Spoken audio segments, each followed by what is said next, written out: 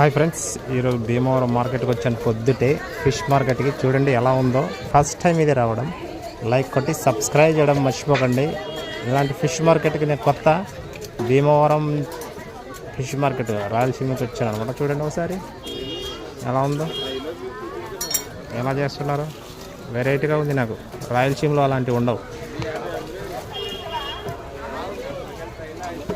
శిలా వస్తుంటుంది